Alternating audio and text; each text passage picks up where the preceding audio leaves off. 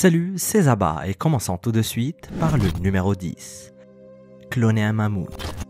Le professeur en génétique de l'université de Harvard, George Church, est l'un des principaux spécialistes du séquençage du génome et de l'épissage des gènes. Le Dr Church espère que d'ici quelques années, il sera en mesure de cloner l'ADN d'un mammouth afin que le mammouth laineux, aujourd'hui disparu, puisse remarcher dans la toundra arctique.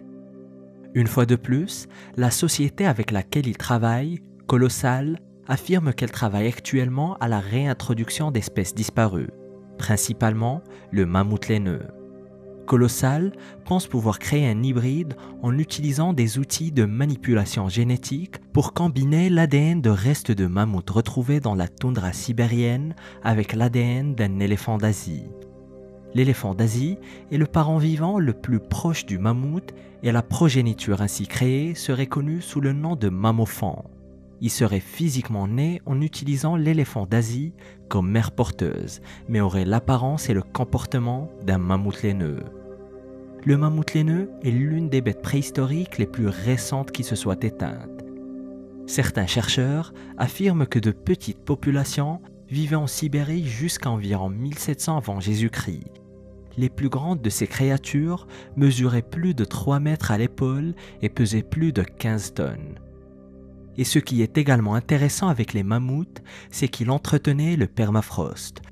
Une partie de leur comportement consistait à racler les couches de neige afin que l'air froid puisse pénétrer dans le sol.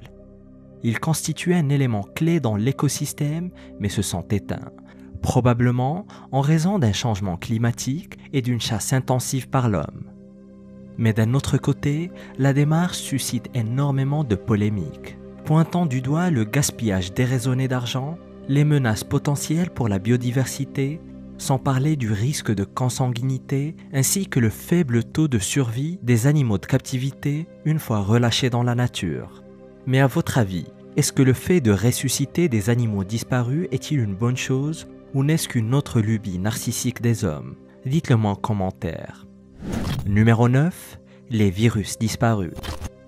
Des scientifiques du CNRS et de l'université d'Aix-Marseille ont récemment découvert un ancien virus caché sous le permafrost sibérien. Le virus a été identifié comme étant le Mollivirus sibericum et il appartient à un groupe appelé virus géant. Mais aussi effrayant que cela puisse paraître, le monde ne risque pas actuellement d'être dévasté par une nouvelle pandémie, du moins pas celle-ci. D'ailleurs, la saga des virus géants a commencé depuis 2003. Les chercheurs ont trouvé au moins 4 grands virus géants. Certains pensent que l'extraction de ces virus pourrait provoquer des troubles mondiaux, mais rien d'aussi dangereux n'a encore été découvert.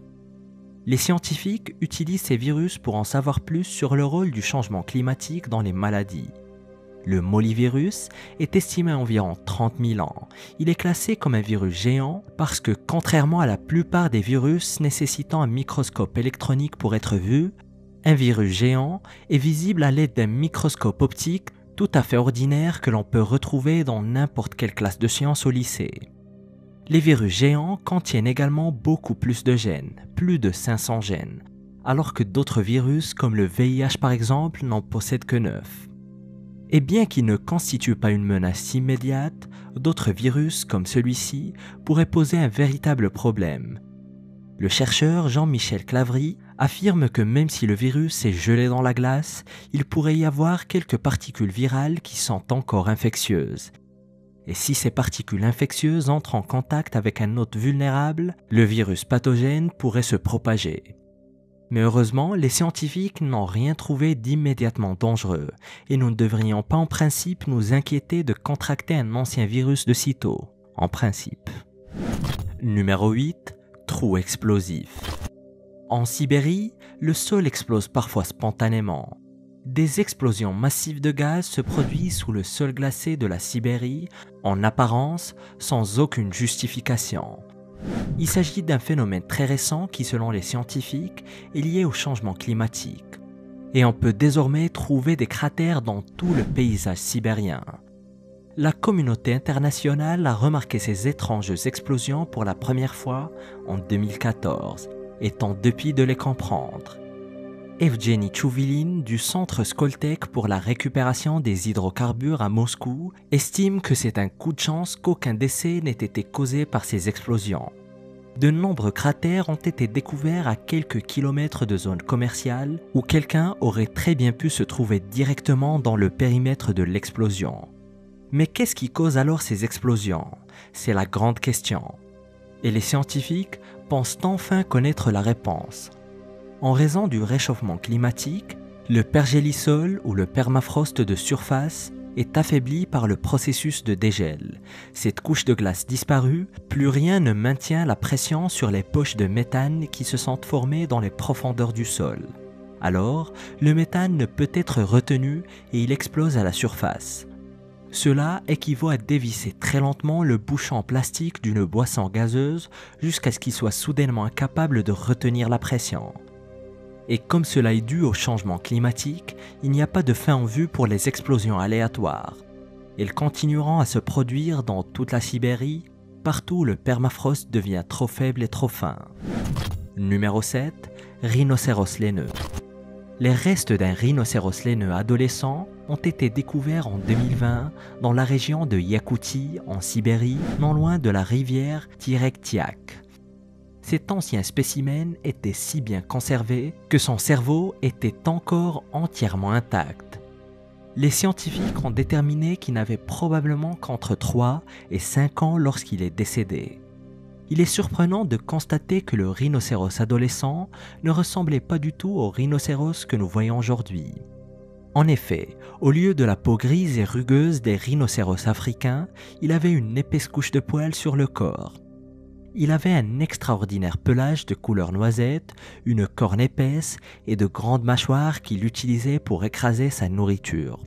Le rhinocéros laineux vivait il y a environ 20 000 ans. Il était en très bonne santé au moment de sa mort, si bien nourri qu'il avait même une masse graisseuse. Les chercheurs pensent que la mort est due au fait qu'il a été pourchassé dans l'eau par des prédateurs ou qu'il s'est malheureusement noyé. Numéro 6. 3 lionceaux. Un couple de lionceaux des cavernes a récemment été découvert en Russie. Le premier à être découvert est un lionceau mâle nommé Boris, qui a été dévoilé en 2017. Un collectionneur de défense de mammouth cherchait de l'ivoire ancien le long d'une rivière en Sibérie lorsqu'il est tombé sur le corps du lionceau.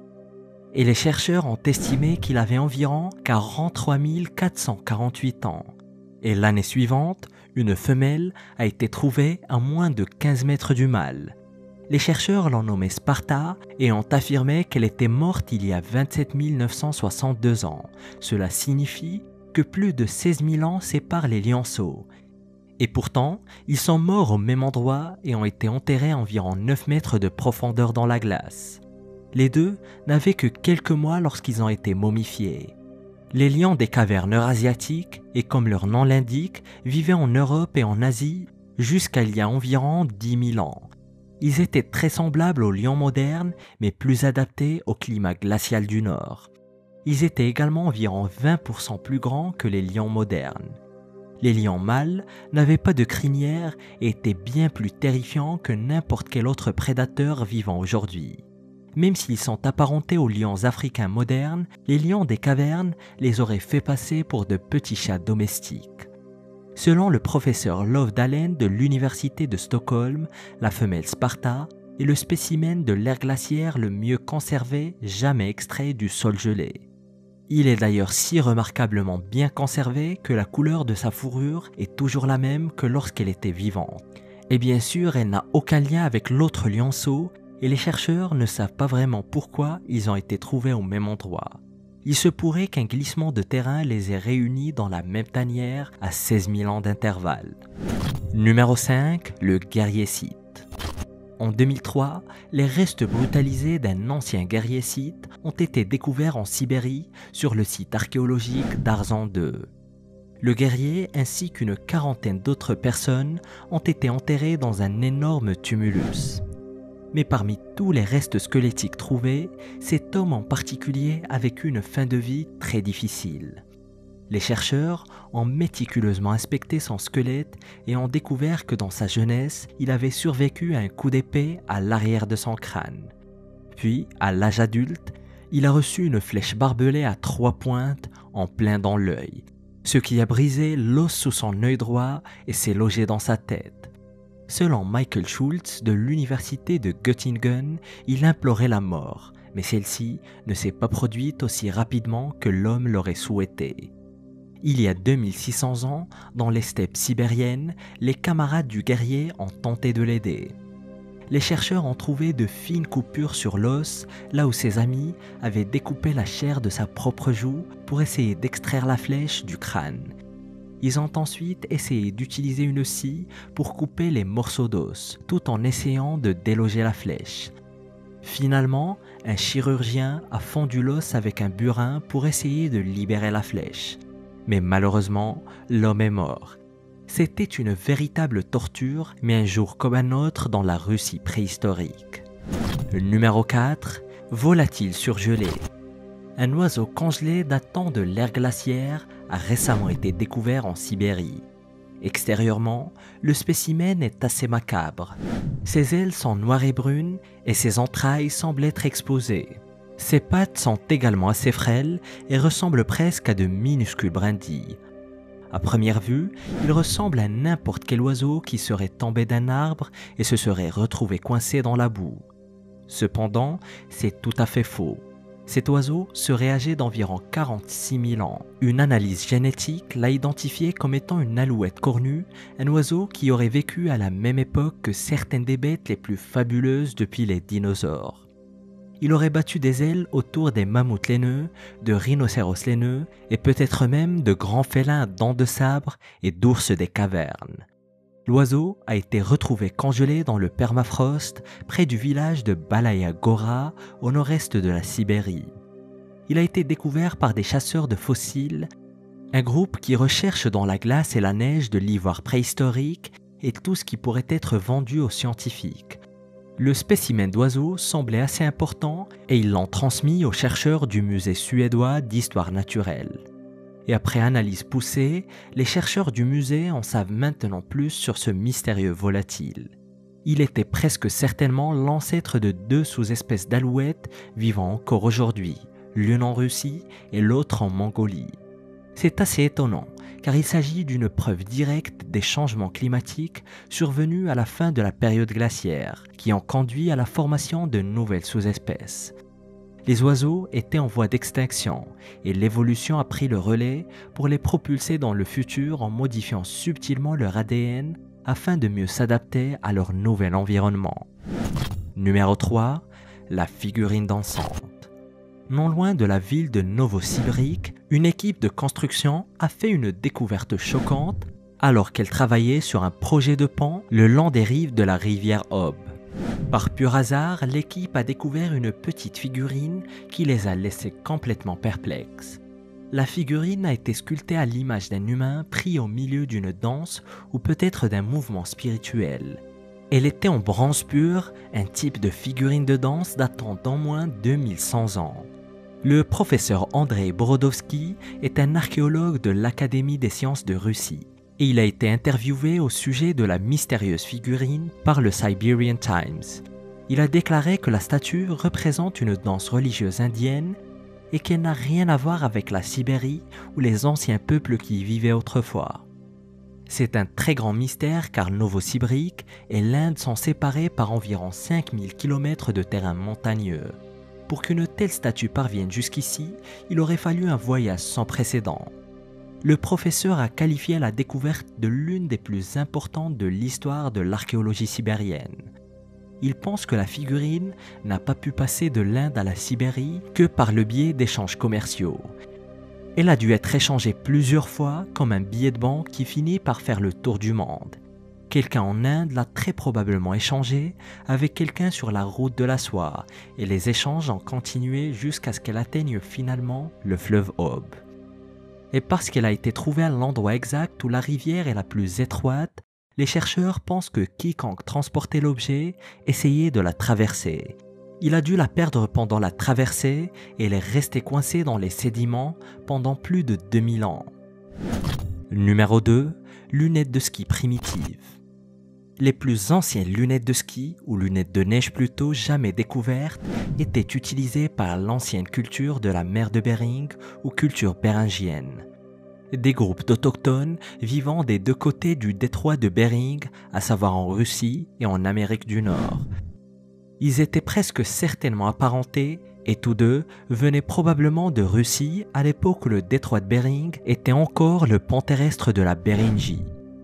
Mais avec l'élévation du niveau de la mer, l'Amérique du Nord a été coupée du reste du monde. L'apogée de l'ancienne culture de la mer de Bering se situe probablement au IIIe siècle de notre ère, bien que certains affirment qu'elle a pu survivre jusqu'en 1300 de notre ère. Et dans un cimetière du site archéologique d'Ekven en Sibérie datant du 1er siècle, des chercheurs ont découvert une paire de lunettes de neige extraordinairement anciennes, fabriquées à partir d'os pur. Elles étaient utilisées par les habitants de l'extrême est de la Sibérie afin d'éviter l'aveuglement en traversant le paysage blanc réfléchissant.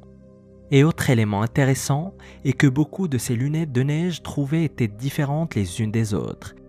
Certaines étaient décorées de manière élaborée, d'autres non.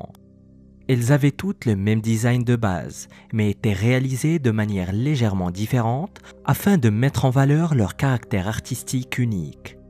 La tradition de la fabrication de lunettes de neige s'est maintenue des deux côtés du détroit de Bering et a été transmise aux Inuits, aux Yupik et aux Tchouktches.